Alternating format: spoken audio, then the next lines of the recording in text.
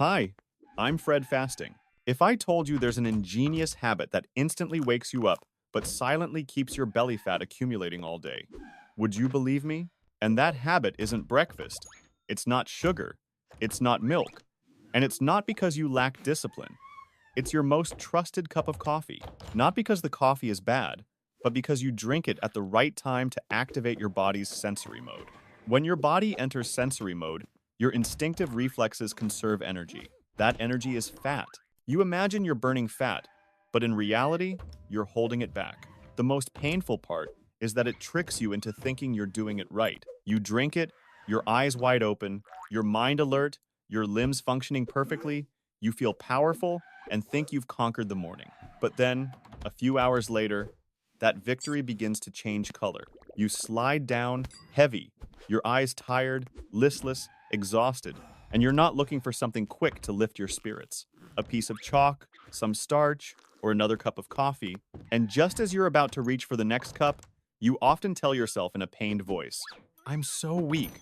Let me tell you, sometimes you're not weak at all. You're the best student. I'll tell you a true story so you know I'm not saying this for fun.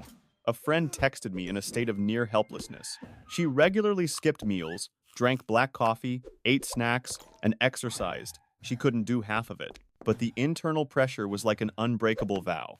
And what discouraged her more than her stomach was the afternoon, like the lights going out. The morning dragged on slowly. Time began to slow down, the afternoon passed, and the evening was dark. She said, "In the morning, I'm a very strong person, but in the afternoon, I'm a different person, sweet, easygoing, and easily discouraged." I wasn't drunk. I was just saying that it was because she'd eaten the wrong thing. I just asked her one question. "When do you drink coffee?" She replied, "I drink it as soon as I open my eyes. I can't live without it." And I said, "Then you're doing what helps build muscle and burn fat most effectively. Not the coffee itself, but the caffeine you're putting into your body." She immediately retorted, "Black coffee has no energy. How can it affect fat?" This is a big trap. There are things that don't need energy to control fat storage or burning in the body because they control hormones. Caffeine is one of the weakest. Now, let me explain it in a simple way so you understand. Every morning, you might experience a situation related to hormones. You don't see the situation, but you feel it's energetic and appealing. And that situation begins the moment you open your eyes. When you wake up, your cortisol levels may naturally rise.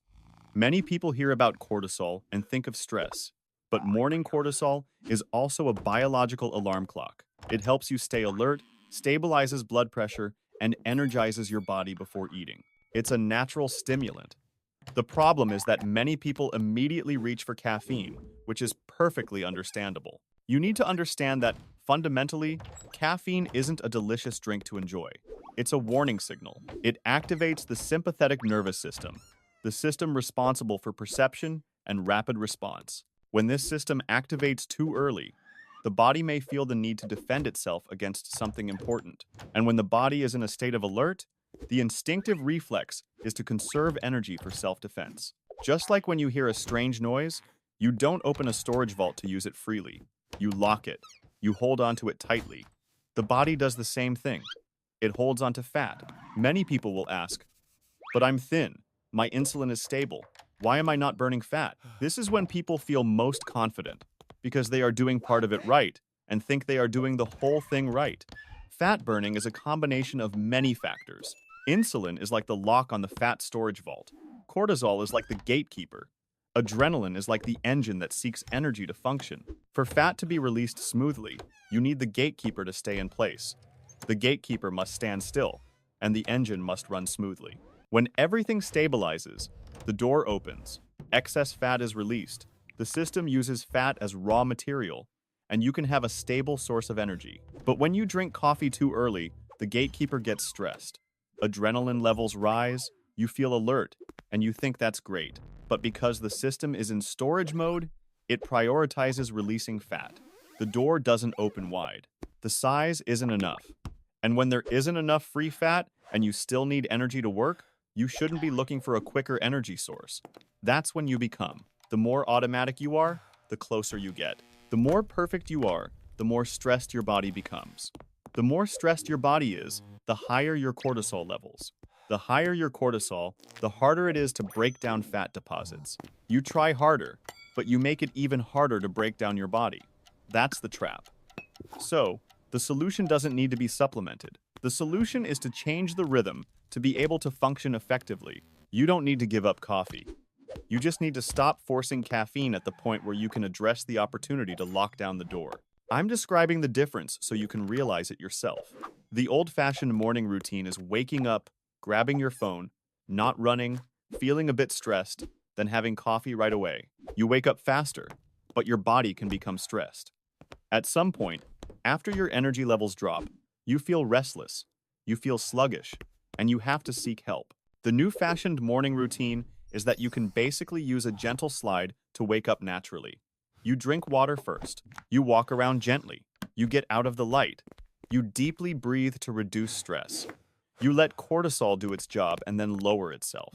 Once your body is in rhythm, then you buy coffee, and you'll experience a different kind of alertness. No flushing, no restlessness, clear and smooth. Most importantly, less so because the body can get fuel more steadily. This is a simple application, so you don't have to measure or calculate. The first thing after waking up isn't coffee. The first thing is to send a safety signal to the body. Water, light, gentle exercise, deep breathing. You do this to de-stimulate the nervous system. When the nervous system is de-stimulated, cortisol is calmer. Fat stores are easier to open. Then you put coffee second and only drink it when you feel your body is less stressed, and the initial creative phase is naturally underway. A very practical self-check is the feeling of the coffee. If you feel alert, aware, your rhythm is flowing, you're not hot, and you're not restless, you're usually in the right rhythm. If you drink it and feel stressed, easily agitated, or your head spins, you're usually introducing caffeine when your body is already stressed or you're already stressed. I also want to remind you of a second plan that many people misunderstand. Drinking coffee too early can create a rumbling sensation. That rumbling sensation is sometimes mistaken for hunger, and you discover that you're actually starving yourself. But often, that's just a reaction of the body's defenses when activated early. When you switch to coffee, the feeling of the rumbling sensation usually decreases, and you reduce the false hunger pangs. And let me say this up front so you don't have to be blunt. When you change your habit, for the first few days, you might feel a little sleepier in the mornings because you previously used coffee to mask sleepiness. But after that, many people found their energy levels more consistent, with fewer incidents.